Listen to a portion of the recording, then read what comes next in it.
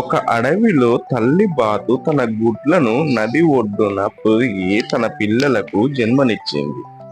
అయితే పెద్దగా ఉన్న ఒక గుడ్డులో నుండి ఇంకా పిల్ల బయటికి రాకపోవడం వల్ల దాన్ని చూడడానికి బామ్మ బాతు, తాత బాతు వచ్చి దాన్ని చూసి ఇంకా కొద్ది రోజులు పొదిగిన తర్వాత ఇందులో నుండి మనకు కొత్త బాతు వస్తుంది అని చెప్పి వెళ్ళారు. వారు చెప్పినట్టుగానే కొద్ది రోజుల తర్వాత ఆ గుడ్డు మెల్లిమెల్లిగా పగలడం స్టార్ట్ అయి అందులో నుండి కూడా ఒక బాతు పిల్ల పుట్టడం జరిగింది. అది చూసి ముందు పుట్టిన బాతు పిల్లలు ఆనందంతో కేరింతలు వేసి మాకు తమ్ముడు వచ్చాడని పండగ జరుపుకున్నాయి. అలా తన పిల్లల్ని పెంచుతూ ఉన్న తల్లి బాతు తన పిల్లలకి ఈత కొట్టడం, ఆహారాన్ని సంపాదించడం నేర్పుతూ ఉంది. తనకు పుట్టిన పిల్లల్లో 4 పిల్లలు ఒకలాగా, ఒక పిల్ల వేరేలాగా ఉండడం జరిగింది. కానీ అలా ఉన్న ఆ బాతు పిల్ల కూడా చాలా అద్భుతంగా అన్నింటినీ తొందరగా నేర్చుకోవడంతో ఆ తల్లి బాతు చాలా సంతోషంగా ఉంది.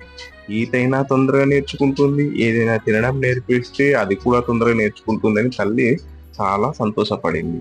దాని రూపం వేరేలా ఉన్నా అది చాలా హుషారుగా ఉందని తల్లి ఆనందపడింది. కానీ ఆ తల్లి ఆనందం ఎంతో సేపు నిలవలేదు. మిగతా జంతువులు, తోటి జంతువులు ఆ బాతు పిల్లను చూసి హేళనగా మాట్లాడడంతో ఇటు తల్లి బాతు ఆ మిగతా జంతువులతో గొడవ పెట్టుకుంటూ ఉంటే ఆ పిల్ల బాతు మాత్రం ఏడుస్తూ ఉంది. అందరూ నన్ను హేళన చేస్తున్నారేంటి అని. అయ్యో, నేను బాలేనా, నేను అందంగా లేనా, నేను అంత చండాలంగా ఉన్నానా అని బాధపడుతూ ఉంది. తోటి జంతువులన్నీ హెహెహే అని హేళన చేస్తూ ఉండడంతో తన బాధ రోజు రోజుకు మరింత పెరిగిపోతుంది. అలా హేళన చేసిన ప్రతి జంతువుతో ఆ తల్లి బాతు గొడవ పడుతూ ఉంది. నా పిల్లకేం తక్కువ, నా నా బిడ్డకేం తక్కువ, తను చాలా అందంగా ఈదుతుంది, తను చాలా త్వరగా నేర్చుకుంటుంది, మిగతా వాటిలాగే చాలా బాగుంటుంది, దానికి ఏమి తక్కువ లేదు, దాన్ని మీరు అలా అనకూడదు అని ఎంత గొడవ పెట్టుకున్నా కూడా తోటి జంతువులన్నీ హేళన చేస్తుండడంతో ఆ పాపం ఆ బాతు పిల్ల ఎంతో బాధపడుతుంది.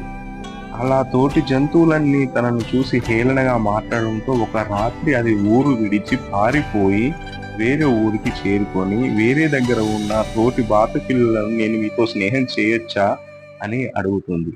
అప్పుడు దానికి ఆ బాతు పిల్లలు, నువ్వు మాలా అందంగా లేవు, నీకు మాతో ఉండడానికి వీలు లేదు, నీవు మాలాంటి దానివి కాదు, నిన్ను మేము ఉంచుకోము, మాతో నువ్వు స్నేహం చేయకూడదు, వెళ్ళిపో ఇక్కడ నుండి అని అనడంతో అక్కడ నుండి బాధతో తిరుగు ప్రయాణం అవుతుంది. వేరే చోటికి వెళ్తా అని ఆలోచిస్తుంది.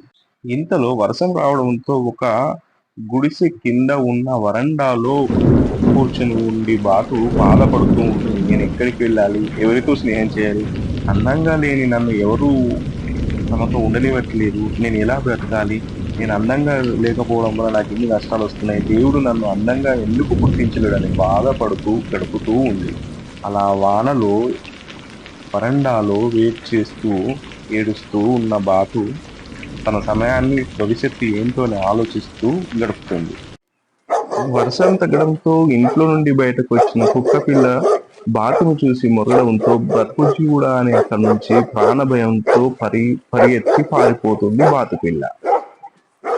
అక్కడి నుండి పారిపోయిన బాతు పిల్ల మరో చోటికి చేరుకొని తన జీవితం ఎక్కడ గడపాలో ఆలోచిస్తూ ఉంటుంది. అది వర్షాకాలం అయిపోయిన తర్వాత మంచు కురిసే కాలం కావడంతో ఏదైనా ఒక మంచి చోటు కావాలని వెతుకుతూ ఉండి పెద్ద పెద్ద పొదల్లో ఉన్నటువంటి దాంట్లో తన నివాసాన్ని ఏర్పాటు చేసుకొని అందులో జీవిస్తుంది.